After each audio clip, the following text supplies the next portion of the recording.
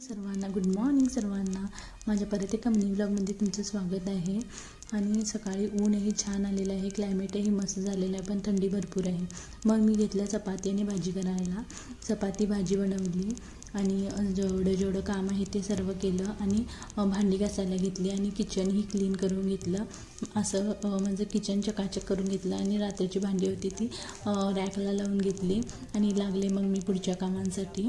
आरवला अचानक ताप आला होता, त्याच्यामुळे त्याचं स्कूलला जायचंही कॅन्सल झालं, पण त्याचा जीवही रमत नव्हता. सो तो फ्रेश होऊन कलरिंग करण्यासाठी बसला होता. मग काय मी त्या साईड बाय साईड इकडे आंघोळ्या वगैरे झाल्या होत्या म्हटलं आणि मशीनही लावून घेतली आणि नाश्ता करून घेतला.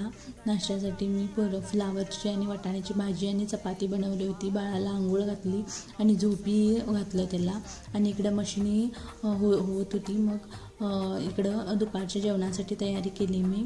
आवरेकाय पुलाव बनवला होता.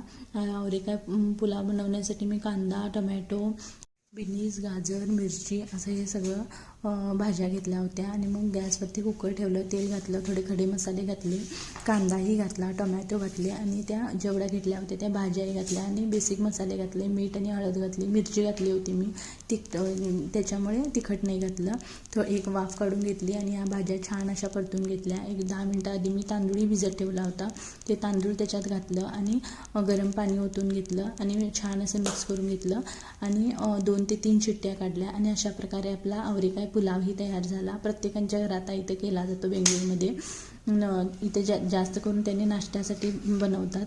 आम्हाला काही नाश्ता होत नाही, त्याच्यामुळे आम्ही दुपारी बनवला होता. हा छान असा बनला होता हा भात. तुम्हीही करून बघा आणि आजच्यासाठी एवढंच. चला मग उद्या भेटूया आपण. बाय.